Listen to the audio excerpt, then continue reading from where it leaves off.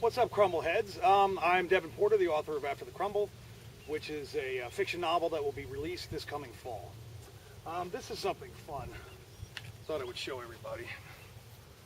This is some blueberries that I just picked today. So for those of you who watched the blueberry video, this is the end result after all that hard work. So, you know, I got a ton of blueberries today. I've probably gotten 50, 60 quarts this year. But yeah, I thought that would be fun to show everybody that. So what I want to do today is I want to give an introduction to the concept of chicken tractors. And I'm here with one of mine. Built this myself with Leo's help, and you'll meet him fairly soon. But, you know, I want to introduce the general concept of a movable chicken coop, which is what a chicken tractor is. And you know, I've been hinting at it in some of the videos leading up to this, but this is a specific thing that we can now start getting into. I've got some great Americana hens in here, and I've got a leghorn rooster. And, you know, you see I've got my little waterer there. This is a good tip for people that are starting out with chickens. You can see them pecking at underneath that bucket, and there's chicken nipples down there. And that's, you clean the bucket about once a week, keep it filled with water, and you just screw in the little chicken nipples to the bottom of it. And it's the best way, really, that I know of to water your chickens, unless you're going on an industrial scale. And, you know, you've got the hole set up with the tubes and all that kind of stuff. And for people that are starting with 10 chickens, 20, 30 chickens, you don't need anything quite like that yet. So this is a great, great little hint for people that are starting out raising chickens. So, you know, this coop is built to be moved every day, and there's a million different models of chicken tractors. What mine are built to do is they're built to be moved by hand, and they're built to be narrow and long and to go up and down the rows of the blueberry bushes. So, you know, you see it's fairly simple to build. You know, you got your 2x4s. I would actually recommend using pressure-treated 2x2s for a lot of it. For the next one that I build, I'll do a video about how I'm building it, and I'll actually do shots of the process as I build it. This, to me, is a pretty good model, but it's not my ultimate model. It's still a little bit too heavy. So, you know, I would use a bunch of 2x2s. I would recommend this wire as your base wire. Most people call it federal wire. And, you know, this is very effective, very strong, and lasts a long time. The one thing that I might recommend for those who have real predator problems is that you can actually go over the top of the federal wire with chicken wire, which has much smaller holes, and it'll keep a fox from being able to get his little hands inside it and all that. But I've never lost a chicken through this coop or through this chicken tractor. And they call them chicken tractors because most of the time they use a tractor to pull them, and at that point, you know, weight no longer becomes an issue. But like I said, I'd like to, you know, stay away from the fossil fuels, so we move this by hand every day. And, you know, I left a little space where the camera can see, and you can see where it was yesterday, right here. You know, they really, they do a number on the ground. You give them a couple of days, and, you know, even at 24 hours in a time period like this, and it's ready to be moved, and they've aerated the soil. They picked at some of the grass, they've eaten some of the bugs, and it's actually really a good symbiotic relationship for the chickens and the blueberries to be going together. Eventually I want to add bees too, and then you've just got, you know, the circle of life. I mean, then you've really got everything is helping everything else. So there's a lot of advantages to moving these things. For so many years when human beings raised chickens, we would just put them in a coop and just leave them. And it would stink, you know, and we talked about that before, about how movement is the enemy of odor on a farm. So, you know, I'm standing here right now. It smells fine. You can't even really smell anything. The other thing that I would recommend for people that live in high predator areas, maybe if you're a little bit more of in a rural area, I would actually put this same federal wire along the bottom of the coop. They can still pick through it. These things are wide enough that they can peck through it. They can still get everything that they want. They can get to the grass and the bugs. But what I've found is that stuff will try to dig underneath it. You know, so if I set this thing here for 24 hours, and it doesn't have the federal wire on the bottom of it, you know, I've got a significant problem because a fox or, you know, a raccoon or something else may dig underneath it and really get in there and start messing, you know, killing the chickens and all that. And, you know, I've lost a few to predators over the years. Like I said, this model has worked very well for me. So, you know, you've got the waterer, I gave you that hint. You got a very simple little door. You can do it however you want.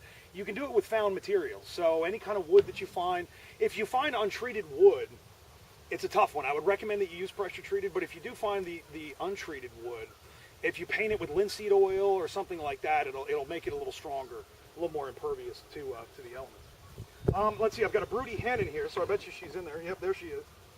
And I'm actually letting her go. I gave her a few eggs, and I'm going to see what happens. You know, and I still pick out of the other ones, but she's a nice lady, and I love that idea of a breed chicken. So I'm going to experiment with that a little bit, and I'll let you know how it goes. But this is a very easy setup. These are just regular old milk crates in there. You got 3 for this amount of chickens, which is pretty reasonable. You want about 1 laying box for every 3 hens. Oops, sorry, baby. Sorry. You know, here, just a little ventilation, you know, something that's going to give them a little bit of air. And then, let me look. I think you can see this feature fairly well. I've built these flaps. And during the winter time, or if you have a really cold spell, you put these flaps up, and they can hang out in there, and their body heat, when they get together, it'll keep them warm, even in the you know, coldest temperatures. This past winter, we had some very cold temperatures, and these guys were actually out here. And I was really worried about them, and I watched them and checked on them a lot. And they did fine. Didn't lose a single one, and you would find them at night, and they would all be scrunched up right next to each other on their perches. With where I've positioned the camera, you won't be able to see inside, but I do have some just regular, you know, little logs about that thick, little branches about that thick. And I've got some perches inside there. But, you know, that's it. And this is an egg tractor. It's even easier to build a meat bird tractor because meat birds don't live long enough to start laying eggs. So your typical meat bird tractor could be this height right here. And much lighter, much easier to move, much cheaper to build. And then you get yourself 10 or 20 meat birds, you know, get yourself some Cornish crosses or, you know, something along those lines. And just crank them out. You know, you could do every 8 weeks, you could get a batch. You know, and I've done meat birds before. They're a little dirty, so a concept like this where you move them around a lot is actually very good for meat birds. But, you know, this concept, I think, can be adapted to a lot of different ways of what it is that you're trying to do. If you have some fruit trees, you can build something that's intended to move among the fruit trees to fertilize them and give them nitrogen and aerate the soil and help out, you know, the whole thing. You could do what I do where you've got a row of bushes, or you could really go large scale and just move them up a giant field and just do a bunch of chicken tractors in a row and just move all of them every single day. And you could do hundreds of chickens that way. And it's a little bit labor intensive because you do have to move them every single day, but the reward is amazing. This is as good, to me, this is as good, if not better, as free-ranging chickens. When you get into free-ranging, it's very difficult because even during the day, you could have predator problems. And I had that problem. I tried to free-range, and I lost a few to hawks. For the most part, I lost them to foxes. And this was during the day. I locked them up at night. So I moved to this model, and it's got all the benefits of free-range with none of the drawbacks. They've got the sun on their backs. They've got the grass under their feet. They've got new things to eat every day. They've got a fresh spot of grass during the day. And they're 100% protected, and they've got a wonderful little spot to spend the night, to perch inside and all that. So, you know, to me, these are very happy chickens, and they produce very happy, excellent eggs. They taste better than regular eggs. They're better for you than regular eggs by a significant factor. I mean, I'm talking about 8 times the beta carotene and 3 times the vitamin D or whatever. You know, Joel Salatin actually did an analysis of his eggs that he, you know, grew in this way versus store-bought eggs that are industrial farm, you know, where they don't ever get any sun, and they're locked up, they're not allowed to move, and they're just fed feed upon feed, corn. So the actual nutritional value of these industrially made eggs is much, much lower. And over the past 20 years, people have started to get this concept that eggs are bad for you because they have fat or whatever, you know, but depends on the kind of egg that you're eating. If you're eating an industrial egg, yeah, I mean, it's not that good for you because it's got all the fat and none of the benefit. But if you eat one of these eggs, it's a totally different ballgame. You're eating, you know, the stuff of life. You're eating like a vitamin. And I know that sounds bad to people. It's like, ugh, I don't want to eat a vitamin.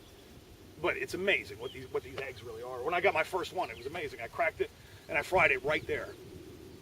And I tasted it, and it tasted more like an egg, and the yolk was a darker color.